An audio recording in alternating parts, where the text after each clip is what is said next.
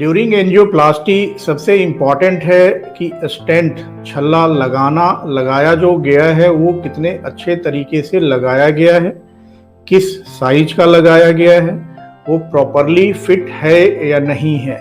जिस जगह पे नस की जितनी साइज है उसके अकॉर्डिंग स्टेंट वहाँ पे पूरी तरीके से फिट होना चाहिए। अगर वो फिट नहीं होता है तो फिर आगे समस्या आने की संभावना बहुत ज़्यादा होती है।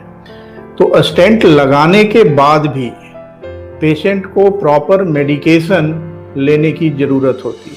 हमें ये समझना होगा कि जो भी स्टेंट या छल्ला है वो हमारे शरीर के लिए फॉरेन मटेरियल है। जब भी वो जाता है बॉडी के अंदर में इंसर्ट होता है तो बॉडी की टेंडेंसी होती है फॉरेन चीज़ से रिएक्ट करने की, तो उसको एक्सेप्ट करने में भी थोड़ा इशू समटाइम्स हो सकता है और वो थ्रोम्बस बनने का, ब्लड का क्लॉट बनने का टेंडेंसी होता है और वो इनिशियल फेज में ज़्यादा होता है। समटाइम्स देखते हैं कि 1-2 दिन के अंदर में ये रिस्क प्रोबेबली ज़्यादा होता है और ये उस केस में ज़्यादा होता है जब पेशेंट का हम हार्ट अटैक के केस में रहते हैं, क्योंकि उस समय जो नस है वो भी डैमेज होता है, खून का थक्का रहता है, खून का थक्का बनने की टेंडेंसी उस समय ज़्यादा होती है।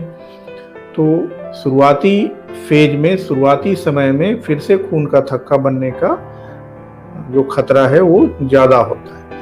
इसलिए पेशेंट्स को हम हाई डोज पे, ब्लड थिनर पे उस समय रखते हैं। जैसे जैसे समय हमारा गुजरता है, आगे बढ़ता है, ये खून का थक्का बनने की समस्या या खतरा धीरे धीरे कम होता जाता है, क्योंकि शुरुआती स्टेज में जो स्टेंट लगाते हैं उसमें मेडिसिन होता है। वो मेडिसिन धीरे धीरे उस जगह पे रिलीज होता है। उसका काम ये होता है कि फिर से वहाँ पे टिश्यू का ग्रोथ ना होने दे, फिर से ब्लॉकेज ना होने दे।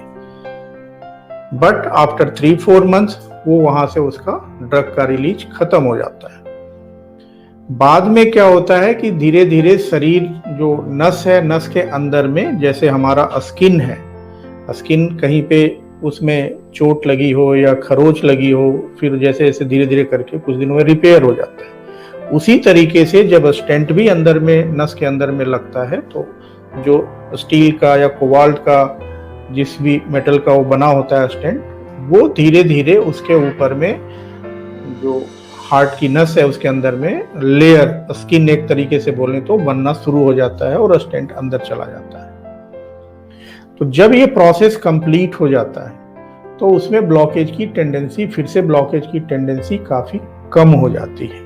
ख़त्म हो जाती है ऐसा नहीं है, वो टेंडेंसी कम हो जाती है और वो टेंडेंसी उसमें उतना ही होता है जितना दूसरे जो नस है वहाँ पर है, क्योंकि ब्लॉकेज फिर से दूसरे पार्ट में भी हो सकता है और यहाँ पे भी हो सकता है। बहुत लोग बोलते हैं कि क्या स्टेंट फेल कर गया, तो उनको मैं बताना चाहूँगा कि स्टेंट फेल जैसा कोई चीज़ नहीं है।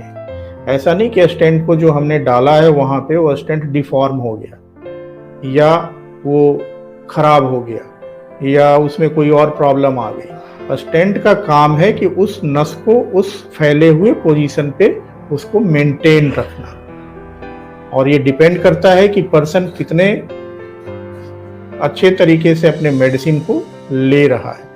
दूसरे जो और उसके रिस्क फैक्टर हैं, ब्लड प्रेशर है, डायबिटीज है, उसको किस तरीके से उसने कंट्रोल किया हुआ है, अपने लाइफस्टाइल को कितने अच्छे से कंट्रोल किया हुआ है, कहीं स्मोकिंग तो नहीं कर रहे हैं, इन सब चीज़ों पे काफ़ी डिपेंड करता है।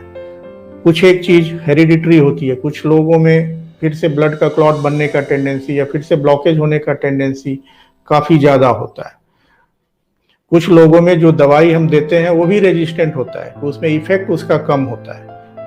वो शरीर का अपना इफेक्ट और डिफेक्ट जैसा कह लें वो होता है। तो पहले साल में हमें दवाई पे विशेष ध्यान रखने की ज़रूरत होती है, उसे कम करने की कोशिश या बंद करने की कोशिश ना करें। हमेशा अपने डॉक्टर, अपने कार्डियोलॉजिस्ट, अपने हृदय रोग विशेषज्ञ के सलाह के अनुसार ही चलना हमेशा आपके लिए फायदेमंद रहेगा।